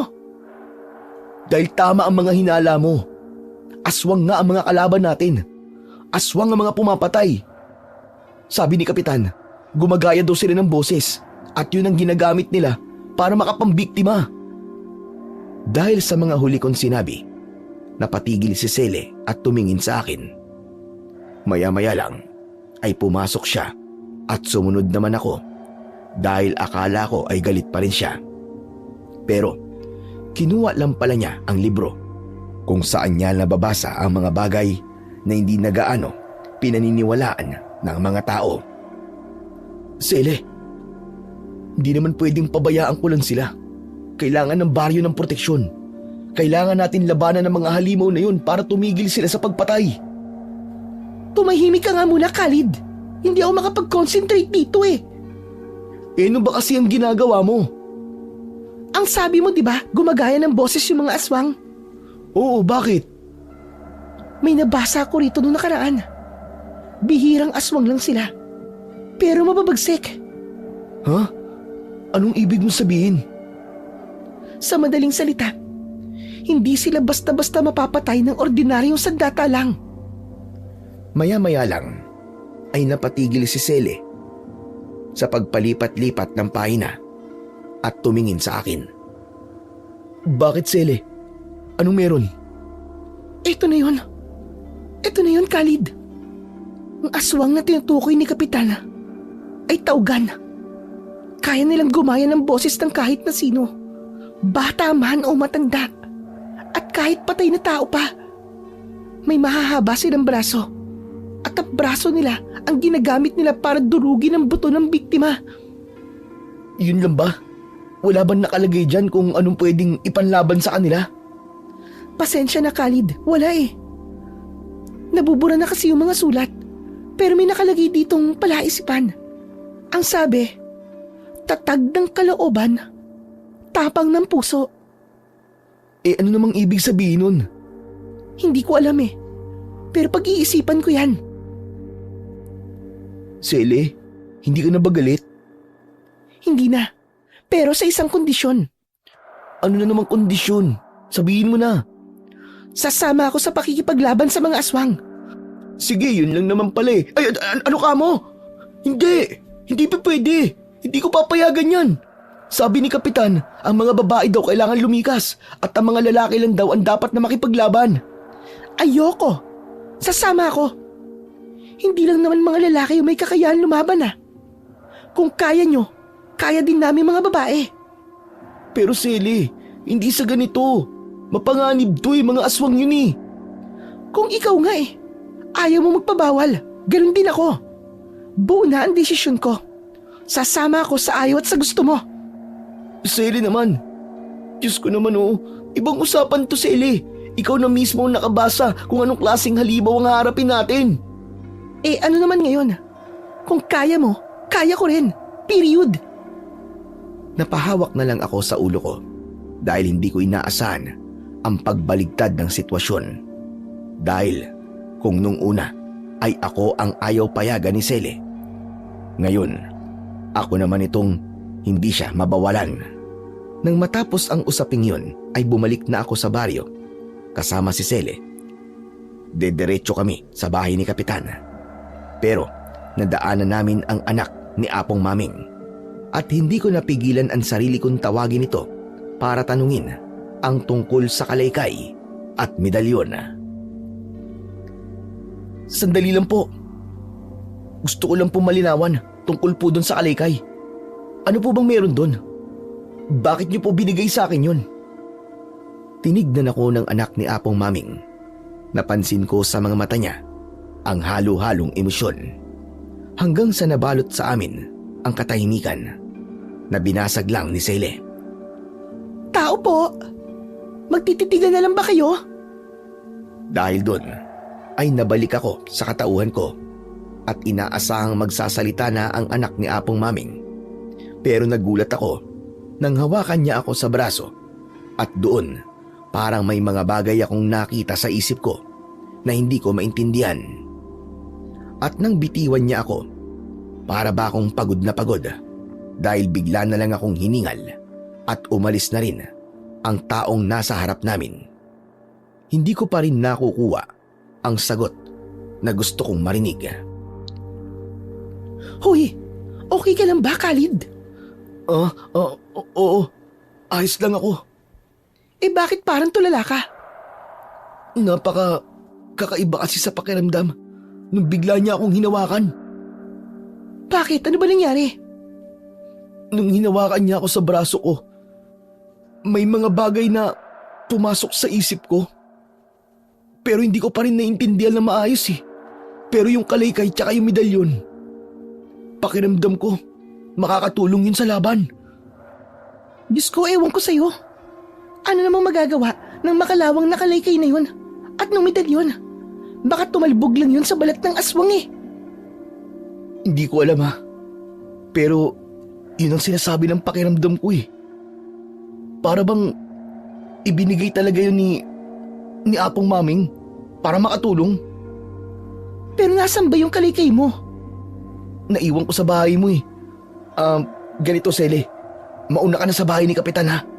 Sabihin mong dapat nang makali ka sa mga tao. At ako naman, babalik ako sa bahay mo. Kukunin ko lang yung kalaykay. O sige. Magkita na lang tayo sa bahay ni Kapitan. Mag-iingat ka. Pagkatapos nun ay mabilis akong naglakad pabalik sa bahay ni Sele. Pagdating ko doon, agad kong kinuha ang kalaykay. At dahil palubog na rin ang araw nun, ay naglakad na ako papunta sa bahay ni Kapitana. Ngunit hindi pa man ako tuluyang nakakalayo sa bahay ni Sele, ay tinambangan na ako ng grupo ni na Piolo. Khalid. Akala mo yata palalampasin ko yung ginawa mo sa akin noong nakaraan. Piolo naman, may gulo pa sa baryo natin. Pwede bang iisang tabi mo muna yung galit mo sa akin at tumulong ka na lang para naman magkaroon ka ng silbi sa baryo? Nagpapatawa ka ba? Masaya nga yun eh. Nagkakagulo na sa baryo, tapos papatayin pa kita. Eh di mas lalong masaya. Kung akala mo'y natatakot pa ako sa'yo, pati dyan sa mga buntot mong palaging nakasunod sa'yo, nagkakamali ka. Aba, tumatapang ka na pala ngayon ah. Hindi na ako magtataka. Hawak mo ng mahiwagang kalaykay ni Apong Maming eh, na dating mahusay, na antingero at manunugis ng mga aswang. Ano? Antingero? Manunugis? Anong ibig mo sabihin? Talagang wala ka palang alam ano? Akala siguro na matandang antingero na yun, na kapag ipinamana niya sa iba ang kalaykay niya, ay matatalo niya na kami. Doon siya nagkakamali. Dahil sa isang inutil niya, ipinamana ang kalaykay. Pwede ba, Piolo? Diretsahin mo na lang ako. O sige, sasabihin ko na sa'yo. Total mamamatay ka na rin naman eh. Ang matandang yon, alam niyang mga aswang kami. At dahil matanda na siya, hindi niya na kami kayang labanan. Kaya namatay siya nang dahil sa pagod. Teka, aswang ka? Oo, Khalid. Aswang kami. At kami din ang dahilan ng pagkamatay ng dating antingero na si Apong Maming. Hayop ka. Pinagmamalaki mo pa na kayo ang dahilan ng pagkamatay niya. Halimaw ka. Halimaw! Halimaw na akong halimaw. Pero wala naman kayong magagawa eh. Dahil kahit antingero ka na sa pamamagitan ng medalyon mo at ng kalaykay, at may kapangyarihan ka na para mapatay kami, ay hindi nyo pa rin kami kakayanin. Lalo na ang pinuno namin. Kaya ngayon pa lang ay lumuhod ka na at magbakaawa. At baka maawa pa ako kahit konti at hindi kita patayin. Demonyo ka, Piolo. Hindi ka karapat-dapat luran. At mas lalong hindi ako luluhod sa nilalang na mas mababa pa kesa sa mga tao. Dahil sa Diyos lang ako luluhod. Kung ganun, ay pasensyahan tayo. Dahil ang mga tulad mong inutil ay kinakain ko lang. Eh di kung ganun, bubusugin kita sa bugbog. Nabigla na lang ako nang mag-umpisang tumunog ang mga damit nila na parabang napupunit. Hanggang sa nag-iba ang anyo nila. Humaba ang mga braso, maiitim na mga mata, at ang mga bibig na nakabaligtad, habang ang mga kuko naman nila ay tumulis. Pinaikutan nila ako at rinig na rinig ko ang pagtawa nila habang ang mga mukha nila ay hindi nagbabago ang anyo. Pagsisisihan mo na kinalaban mo ang isang tulad ko, Khalid. Hindi ako magsisisi dahil alam kong tama ang ginagawa ko. Hindi nga nagtagal ang usapang yon at isa-isa silang sumugod. Hinigpitan ko ang pagkakahawak ko sa kalaykay at nagulat na lang ako nang biglang magliwanag yon at parang wala ulit akong kontrol sa sarili ko at kusa na lang na gumagalaw ang katawan ko. Hindi nagtagal ay naubos ko ang mga kasama ni Piolo at kami na lang dalawa ang naiwang magkaharap. Kung akala mo ay susuko ako, nagkakamali ka, Piolo. Ngayon pa na isa na akong antingero.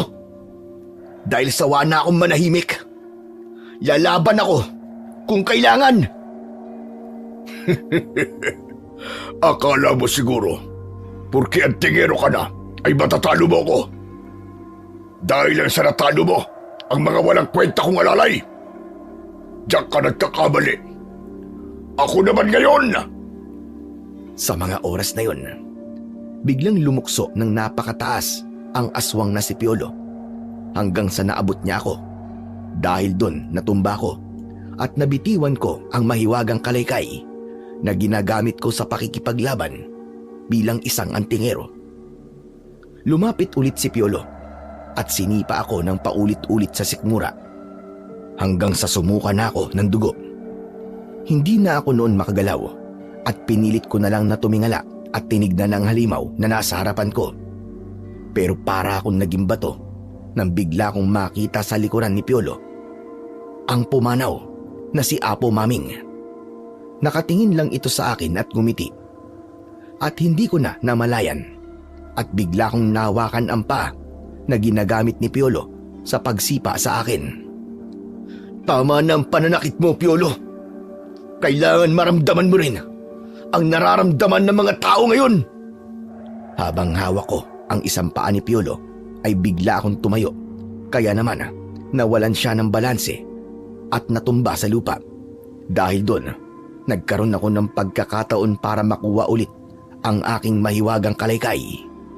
At dali-dali ko yung hinampas sa ulo ni Piolo.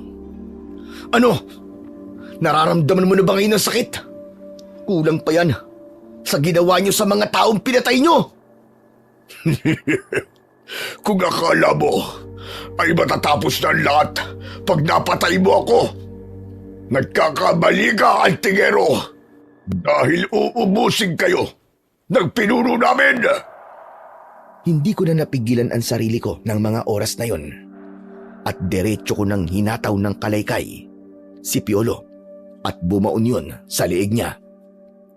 Habang ang itim na likido na nanggagaling sa liig niya ay tumalsik sa mukha ko at nang masiguro kong patay na siya ay napangiti ako at napaluhod sa lupa hanggang sa nawalan na ako ng malay at nang magising ako ay nasa bahay na ako ni Kapitan.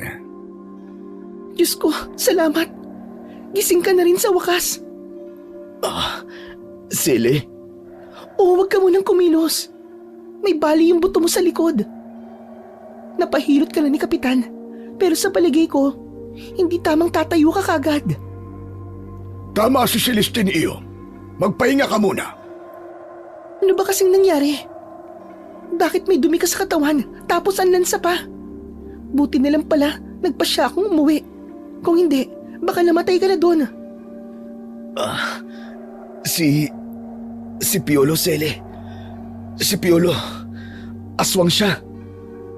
Alam namin yon, kasi nung nakita ka namin, katabi mo ang katawan niya. Dahil siguro gabi nun, kaya hindi siya bumalik sa pagiging anyong tao niya. Pero ang mukha niya kalahating tao at kalahating aswang. Kaya, nakumpirma namin na si Piolo yon. Ang mga tulad niya rin ang dahilan ng pagkamatay ni Apong Maming. Kung ganun, tama lang talaga ang hinala natin noon pa. Pero hindi pa tapos ang laban. Kasi may pinuno daw sila At sigurado akong madami pa ang mga tulad niya. Kung ganun iyo, kailangan na maganda ng mga tao. Hindi, Kapitan. Hindi nasasama ang mga tao sa labang yun. Nakita ko ang kayang gawin ng mga aswang na tawgan. Hindi sila kayang patayin ng mga pangkaraniwang sandata lang. Pero kung hindi lalaban ng mga tao, hindi na magiging ligtas ang baryong ito. Kaya napag-isip-isip ko po, ako na lang po ang lalaban sa kanila. Ano bang pinagsasasabi mo, Khalid? Nahihibang ka na ba? Kung yung grupo nga ni na Piolo ay nagawa kang puruhan, paano pa kaya yung pinuno nila? Sigurado akong mas malakas yun. Kung yun lang ang paraan para mas maraming mailigtas sa tao, mas gugustuhin ko ng isakripisyo ang buhay ko. Alam mo, Khalid, para kang sira. Kung lalaban ka, sasama ako. Lalaban din ako. At hindi mo ako mapipigilan. Nagulat ako dahil biglang tumaas ang boses ni Sele at lumabas siya ng silid at padabog na isinara ang pinto. Teka, Sele! Teka! Pero kasi mapanganib eh! Hayaan mo na muna siya, Khalid. Nag-aalala lang sa'yo ang kaibigan mo. Lalo na't 2 araw kang hindi gumigising. Natural yun sa kanya. Pero hindi niyo po naiintindihan, Kapitan eh. Oo, nagpapasalamat ako kasi inaalala niya ako. Pero kung ipipilit niya ang gusto niya na sumama sa pakikipaglaban sa mga aswang, para siyang kuneho na pumasok sa lungga ng mga leon. Hayaan mo, iyo, kakausapin ko siya. Pero sigurado ka bang lalabanan mo ng mag-isa ang mga aswang na yon? Opo, Kapitan. Desidido po akong burahin sila sa mundo. At ang mga demonyong tulad nila ay hindi pwedeng maghari-harian dito. Pero sa'yo na mismo nang galing na malalakas sila. Nag-aalala ko na baka pati ikaw ay mapahamak. Mas makakabuti siguro kung may kasama ka. At may mga tutulong sa'yo. Kapitan, laban ko po to. At sana maintindihan niyo po yun. Masaya kung may matapang na tao ang gustong ipagtanggol ang baryo dahil sa mga halimaw. Pero, paano mo gagawing lumaban kung nasa ganyang kang kalagayan? Kapitan, dahil isa na po akong antingero at nasa akin na po ang maywagang kalaykay at medalyon ni Apong Maming at naiintindihan ko na po kung bakit ibinigay po to sa akin. Dahil may tiwala po sa akin si Apong Maming. Naniniwala siya sa mga kakayahan ko. Teka, ano bang kalaykay at medalyon? Yung ba yung nakasaksak sa leeg ni Piolo? Yung makalawang na bagay na yun? Yung ba yun? Opo, Kapitan. Hindi ko po alam kung kilala niyo po si Apong Maming. Pero ang sabi po sa akin ni Piolo bago kami maglaban, si Apong Maming daw po ay isang antingero noon at manunugis ng aswang. Ang matandang yun. Siya pala ang magiting na antingero at manunugis noon na iniligtas ako sa kamay ng mga aswang. Kapitan? Hindi ko alam na siya pala si Maming dahil nakatakip ang mukha niya noon. Tama ka, iyo. Antingero at manunugis nga ng mga aswang ang dating may-ari ng mahiwagang kalaykay na yon at ng iyong medalyon. Ibig niyo pong sabihin, dati na pong may aswang sa baryo, ganun po ba, Kapitan? Oo, Khalid. Binata pa lang ako noon. At ganun din si Maming.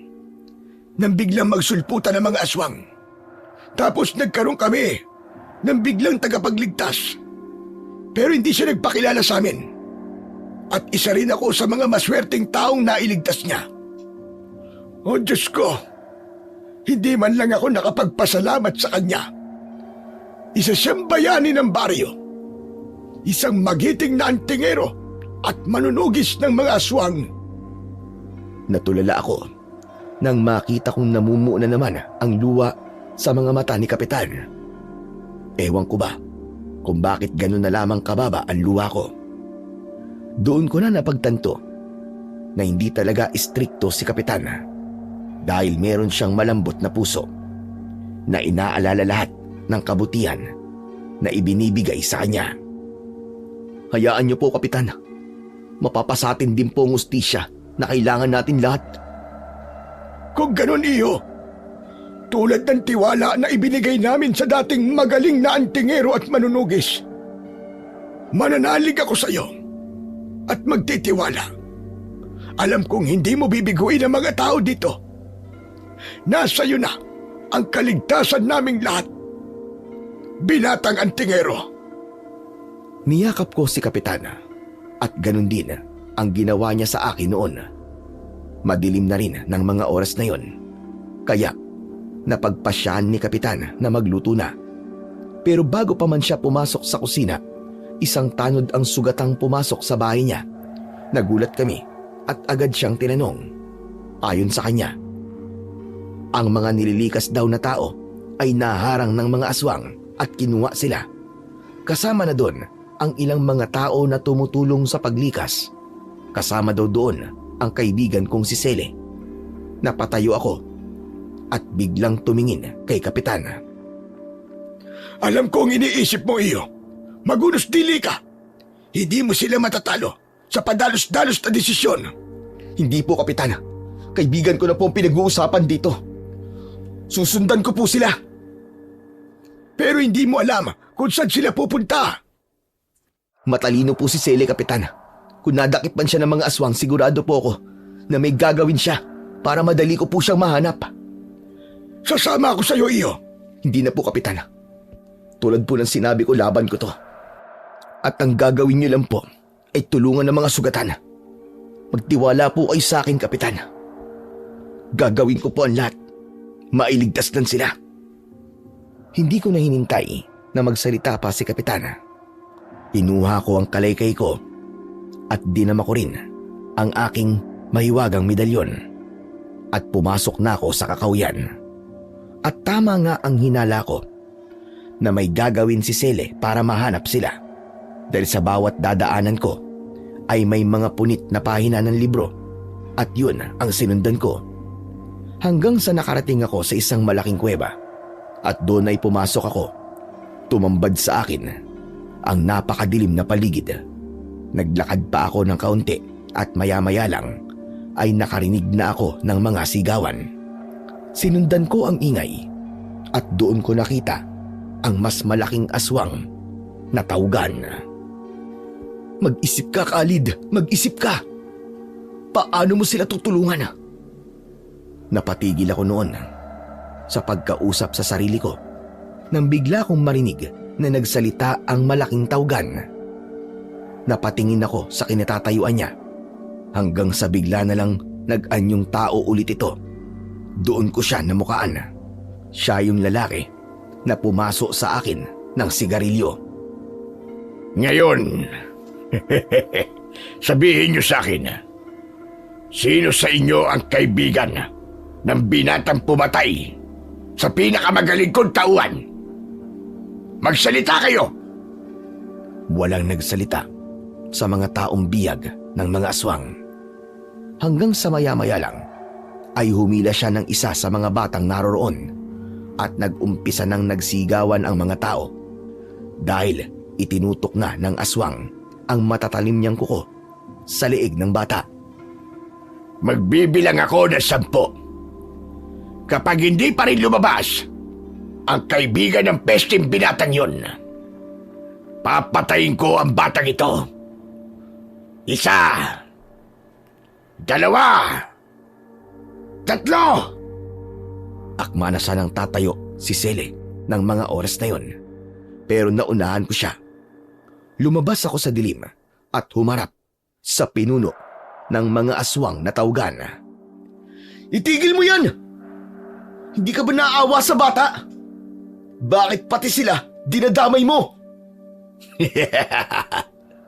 Nagpakita na rin ang ipis na sagabal sa mga plano ko. Ano ba talaga kailangan mong demonyo ka? Bakit mo kailangan manakit at pumatay? Wala lang. Gusto ko lang naman palabasin ang taong nagmana sa kalaykay at medalyon ng dati kong mortal na kaaway. At ikaw pala yun, binata. Ikaw na pala ang magiting na antingero ngayon. Ano ba talaga ang kailangan mo? Demonyo ka! Huwag ka namang magmadali. Isa lang naman ang kailangan ko. Pero bago yon, magkwentuhan muna tayong dalawa. Wala akong oras na makipagkwentuhan sa mga kagaya mo. Ang mabuti pa, pakawalan mo na ang lahat ng mga tao dito. Di ba? Ako naman talaga kailangan mo. Yun lang ba ang hiling mo? Walang problema. Tutal naman huling pagkakataon mo na rin naman para makahiling. Kaya sige, pagbibigyan kita, binatang antingero. Mga anak ng dilim, sige, pakawalan lahat ng mga biyag. Nang marinig kong sabihin niya yon, ay napalingon ako sa pwesto ni Sele. Nakatingin din siya sa akin at umiiling. Pero ninitian ko lang siya at tumingin na uli sa halimaw na nasa harapan ko. Kung ganon, ikaw palang sinasabi ng matandang yon na papatay sa akin, na itinakdaraw na magiging isang mahusay at magiting na antingero. Kahit pala isa siyang biyasang manunugi sa tantingero, ay may katangahan din pala siya. Sa tingin ba niya, ay matatalo lang ako ng tulad mong patpatin? Patpatin man ako sa paningin mo. Pero may maibubuga ako. Diablong ungas. Abat, matapang kang bata ka. Huwag ka ng maraming satsat. Maglaban na tayong dalawa. Kung ganon, ano pang hinihintay natin? Umpisahan na natin ang bakbakan. Nang mga oras na yon, ay hinigpitan ko na ang pagkakahawak sa kalaykay ko. At nagdasal ako sa medalyon ko. At ilang saglit lang, ay isa-isa na ring sumugod ang mga aswang na tawgan. At ilan sa kanila ay nasugatan ako. At habang nakikipaglaban ako sa mga alagad niya, napapansin ko na bawat aswang na napapatay ko ay nagiging dahilan ng pag-ilaw ng kalaykay ko at medalyon ko. Unti-unti yun na lumiliwanag. Ilang sandali pa ang lumipas at ilan sa mga alagad ng pinuno ng aswang ay natakot ng sumugod dahil walang nagiging laban ang mga napapatay kong aswang. Dahil doon, habol hininga akong tumingin sa pinuno nila at ngumisi lang ito sa akin. Tignan mo nga naman, malakas ka pala dahil hindi ka pa rin nila napapatumba. Labanan mo ako. Puro kasatsat. Huwag kang magtago sa likod ng mga alagad mo, duwag. Tapusin na natin to. Huwag ka nga magmadali, sabi. Bakit ba masyado mo ko binabadali? Gusto mo na ba kagad na mamatay? Nandito na ako. Ano pa bang hinihintay mo? Hindi ako natatakot mamatay. Dahil alam kong marangal ang magiging kamatayan ko. Dahil ipinaglaban ko ang baryo kung saan ako pinanganak at lumaki. Bayani! Bayani! Kahanga-hanga! May nalalaman ka pang paganyan-ganyan ang tingero. Kung ganon, hindi ko na ipagdadabot sa iyo yun. Dahil sa mga oras na ito, ay mamamatay ka na! Nagbago siya ng anyo at mabilis na umatake sa akin. Hindi ko inaakalang napakalakas niya. Dahil sa isang hampas niya lang ay tumilapon talaga ako. Pero pinilit ko pa rin tumayo at tumingin sa mga mata niya. At sa mga oras na yon ay ako naman ang mabilis na sumugod. Nahataw ko siya at nagkasugat siya sa tagiliran. Pero dahil sa ginawa kong yon ay nagalit talaga siya ng husto. Anak ng pato ka! Ang sugat na ginawa mo ay kapalit ng buhay mo! Tumulis palalo ang mga kuko niya. Nagmistula na yung parabang tare ng manok. at pilit niya akong inaabot. Umiiwas lang ako sa mga pag-atake niya at nagawa ko pa nga siyang masugatan. Ngunit dahil doon, nawalan ako ng depensa at nagawa niyang maisaksak ang napakatalas niyang kuko sa may balikat ko. Akala ko pa naman ay malakas ka, Antingero. Ngunit, sobrang dali mo naman palang talunin. Dahil sa sakit na nararamdaman ko, ay hindi ko na nagawang magsalita pa. Dahil habang nakatusok ang mga kuko niya sa balikat ko, ay iniangat pa niya ako. Dahilan ng pagsigaw ko dahil sa labis na sakit. At akma niya na sanang isasaksak sa akin ang isa pang kamay niya na may matutulis na kuko. Pero bigla siyang napatigil dahil si Selly pala ay hindi umalis. Umiiyak siya at may hawak na malaking kahoy na ipinalo niya sa likod ng aswang. Selly! Selly, umalis ka na!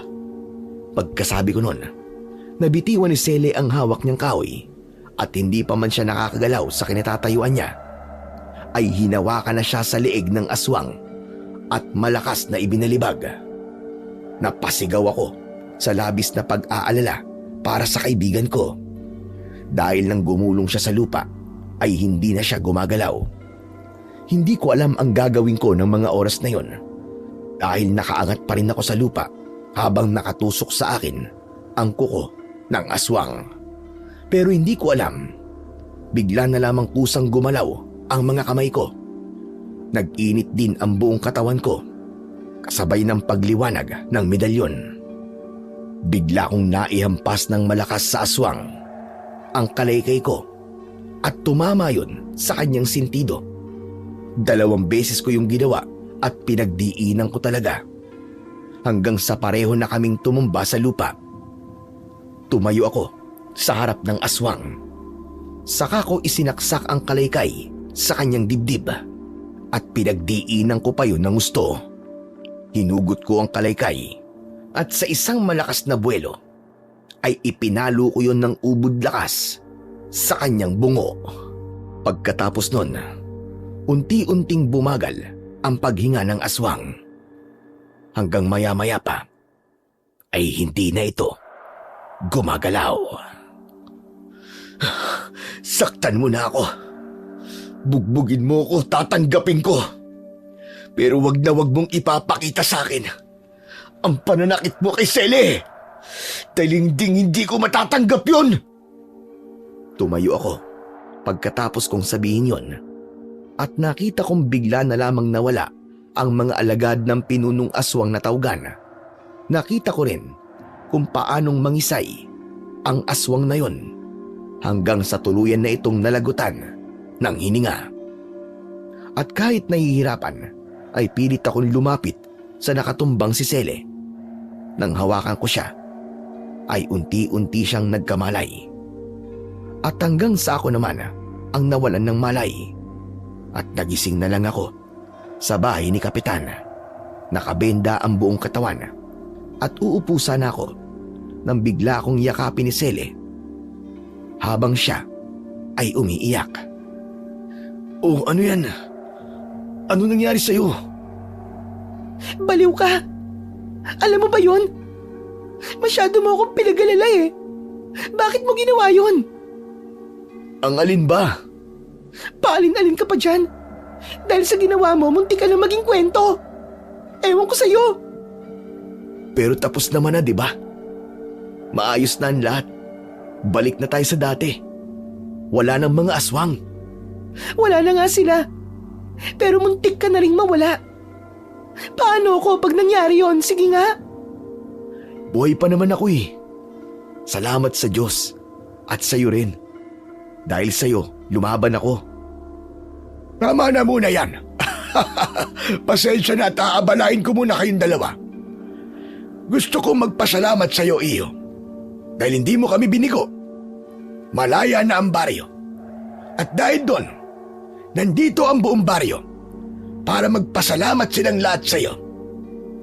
Sa bayani na nagligtas ng ating buong baryo na isang magiting na antingero at manunugis ng aswang. Napangiti ako nang isa-isang pumasok ang mga kababaryo ko. Kanya-kanya sila ng dala ng prutas at maiinom. Maliban doon, naramdaman ko rin ang totoong pagmamahal na dati ko lang pinapangarap. Magmula rin ng araw na yon ay wala ng aswang na gumulo pa sa baryo namin. Hindi na rin kami nangangalakal ni Sele dahil binigyan kami ni Kapitan ng negosyo. Nagtitinda na kami ng mga kakanin. At sa kasalukuyan, ang dati kong kaibigan ay misis ko na rin. Akalain niyo yon. Hindi ko inaasahan na kami pala talaga ang itinadhana sa isa't isa. May 2 kaming anak na pareho nang nag-aaral ngayon. Masaya na rin kaming namumuhay dahil mula noon, hindi na kami ulit nakaranas ng panggugulo na dulot ng mga halimaw. Habang ang mahiwagang kalaykay naman at medalyon ay nasa akin pa rin at iniingatan ko pa rin. Para kung sakaling kailanganin ko ulit ay nakahanda ako para maging isang magiting na antingero at manunugis ng mga aswang. Yun lamang po, Sir Blair. Maraming salamat dahil isa ang kwento ko sa mga napili. At sana ay may napulot po kayo na magandang aral. Sa kwentong ating napakinggan, pinatutunayan lamang na sa mundong patuloy na umiikot, paalala sa atin na ang kapangyarihan at katayuan ay hindi kailanman dapat maging dahilan upang apihin ang kapwa. Ang tunay na lakas ay nasusukat hindi sa kung gaano natin kayang yurakan ng iba, kundi sa kung paano natin sila iangat kasabay ng ating pag-angat. Sapagkat nasusulat sa Galatia 6:7, huwag kayong padaya, ang Diyos ay hindi napaglalalangan, sapagkat kung ano ang itinanim ng tao, yun din ang kanyang aanin. Kaya sa halip na magtanim ng pang-aabuso, maghasik tayo ng kabutihan, paggalang at malasakit. At sa huli, ang tunay na tagumpay ay hindi nasusukat sa taas ng ating narating, kundi sa dami ng taong hindi natin tinapakan, kundi ating tinulungan, sapagkat ang puso na marunong magmahal at umunawa ang siyang tunay na itinataas ng ating Panginoong Diyos at kailanman ay hinding-hindi ibabagsak. Maraming salamat po sa walang sawa niyong pagsuporta at pakikinig sa aking mga YouTube channel. At huwag niyo rin pong kalimutang mag-subscribe at i-hit ang notification bell para sa mas marami pang makapigilininga na mga kwentong aswang at katatakutan mula sa mundo ng kababalaghan. Hanggang sa muli po, at pagpalain kayong lahat ng ating dakilang Diyos na siyang pinakamakapangyarihan sa lahat.